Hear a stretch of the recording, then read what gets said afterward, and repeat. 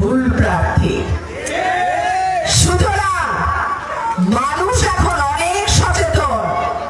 আমার মা বোনদের হাতে হাতে স্মার্টফোন, তারা বলে ম্যাডাম আপনাদের মোবাইলে দেখছি, আপা আপনি সংসদে কি বলছেন শুনছি।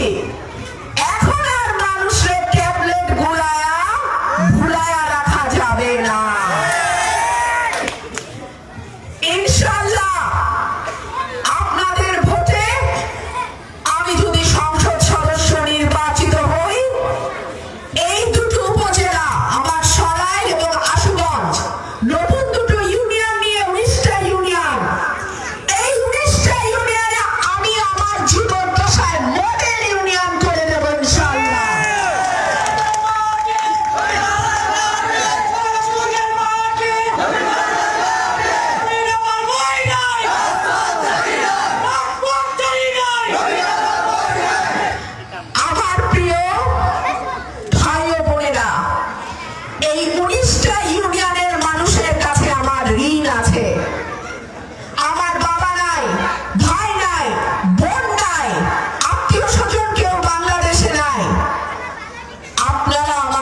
ভালোবাসা, সমর্থন এবং দোয়া দিয়েছেন, আমার বাকি জীবন সেই ঋণ পরিশোধে ব্যয় হবে।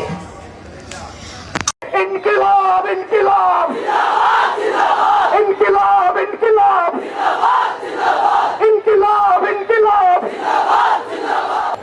একটা রাষ্ট্র অথবা একটা জাতিকে জাতি হয়ে ওঠার যে সংগ্রাম লড়াই, তার ভিত্তি হয়ে উঠতে হয় হচ্ছে তার শত্রু চেনবার মধ্য দিয়ে। বাংলাদেশে আমার এই সোনার বাংলার সুশীল বুদ্ধিবেশ্যারা গত 54 বছর এই জাতির সবচেয়ে ক্ষতিকর শত্রুকে বন্ধু আকারে আমাদের সামনে পরিচয় করিয়েছে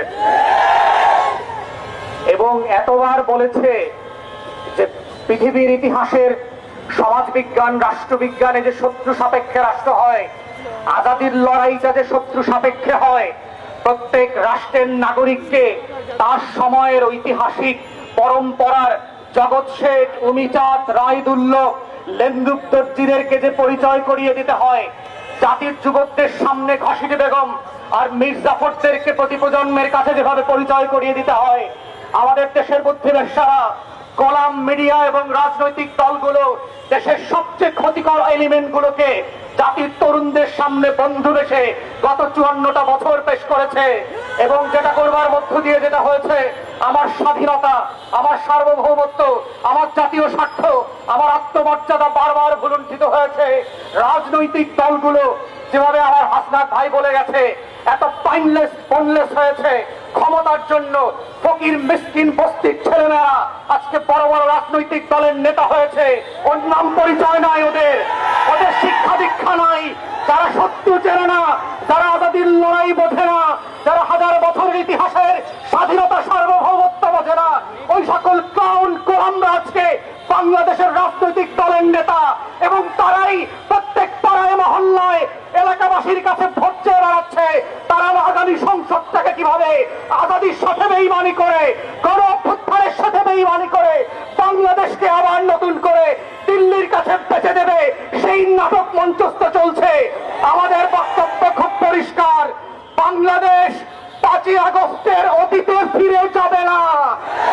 বাংলাদেশে আওয়ামী লীগ ফিরে আসতে পারবে না। বাংলাদেশে দিল্লির দাসত্ব কায়েম হবে না। বাংলাদেশে কত সাংবাদিক সুশীলরা এদেশের আজাদির লড়াইকে দিল্লির কাছে বেচে দিতে পারবে না। এই বক্তব্য খুব পরিষ্কার। যারা বাংলাদেশের আনাচে কানাচে প্রান্তে ঘুরে বেড়ান নাই, যারা বাংলাদেশের অলিতে গলিতে টং দোকানে আজাদির আকাঙ্ক্ষা বোঝেন না, যারা ওসমান হাদির নামটা পর্যন্ত সুন্দর করে উচ্চারণ করতে পারেন না, যারা ইনকিলাব মঞ্চের নাম শোনেন নাই, তারা আগামী দিনের বাংলাদেশে অপ্রাসঙ্গিক হয়ে যাবেন। এবং এটাই হচ্ছে আগামী দিনের রাজনীতির মূল তত্ত্ব কথা। এটাই হচ্ছে আজাদির বাংলাদেশ, এটাই হচ্ছে বাংলাদেশ 2। এবং সেই বাংলাদেশ 2 লড়াইতে একটা দুইটা বুলেট না, লক্ষ বুলেট আজাদীর লড়াই বন্ধ করা যাবে না। আপনারা বারবার চেষ্টা করেছেন, হেফাজতের গণহত্যা হয়েছে, 1,64,000 বুলেট পেরেছিলেন। আওয়ামী লীগ ক্ষমতায় থাকতে পারে নাই। বিরোধী দলের 15,000 নেতা কর্মীকে খুন করেছেন, আওয়ামী লীগ ক্ষমতায় থাকতে পারে নাই। পিলখানায় গণহত্যা করেছেন, আমার 57 জন সেনা কর্মকর্তাকে শহীদ করেছেন। দিল্লির আধিপত্য টিকে থাকে নাই, নির্বাচন ব্যবস্থা ধ্বংস করে দিয়েছেন। 16 বছর ধরে গণমাধ্যম দিয়ে বাংলাদেশের আজাদীর বিপক্ষে প্রত্যেক দিন তথ্য সন্ত্রাস করেছেন। আওয়ামী লীগ ক্ষমতায় থাকতে পারে নাই। পরিষ্কার বক্তব্য, বাংলাদেশের মাটির রং বোঝেন নাই, আজাদীর রং চেনেন নাই। ওটা আওয়ামী লীগের পতাকার রং না, ওটা লাল সবুজের রং। ওটার জন্য লক্ষ লক্ষ মানুষ জীবন দেওয়ার জন্য যেমন প্রস্তুত আছে, আগামী দিনেও থাকবে। অতএব শত্রুরা সাবধান, লক্ষ্য বলে প্রস্তুত রাখতে পারেন। আমরাও লাল সবুজের পতাকা বুকে পেঁচিয়ে দিয়ে বাংলার আনাচে কানাচে আমার স্বাধীনতা আজাদীর লড়াই চালিয়ে যাব। শরীফ ওসমানদেরকে নতুন করে পাড়ায় মহল্লায় আবার পরিচিত করানো হবে এবং সেভাবেই প্রজন্ম থেকে প্রজন্ম ইনকিলাব জিন্দাবাদ হয়ে থাকবে।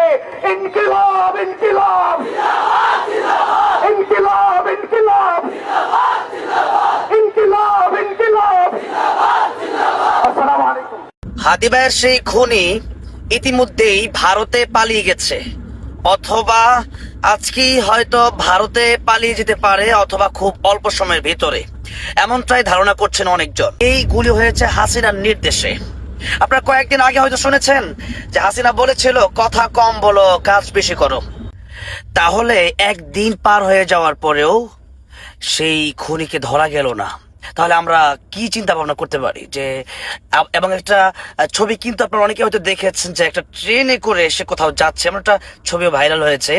তাহলে ইতিমধ্যেই অলরেডি যে এই রকম কাজ যে করতে পেরেছে, যে হাদি ভাই যখন যেখানে গেল, কিভাবে বের হচ্ছে, মানে পরিকল্পিত একটা কাজ যে ব্যক্তি করতে পারলো, এবং তার হাত কতটুকু সই হলেই যেখানে সে ইচ্ছা করলো সেখানে তার টার্গেট গিয়ে পড়লো, সেই জায়গায় সে সব কিছু প্ল্যান করে করেছে। সুতরাং এই যে কাজটা করেছে, এগুলো আমার এখনো বিশ্বাস বিএনপি বা বাংলাদেশের বর্তমান কোনো রাজনৈতিক দল এগুলো করে না। এগুলো করেছে নিষিদ্ধ লীগের লোকেরা, এবং এইগুলি হয়েছে হাসিনার নির্দেশে। আপনারা কয়েকদিন আগে হয়তো শুনেছেন যে হাসিনা বলেছিল কথা কম বলো, কাজ বেশি করো। আপনারা হয়তো অনেকেই শুনেছেন, কল রেকর্ড। তো সেই থেকে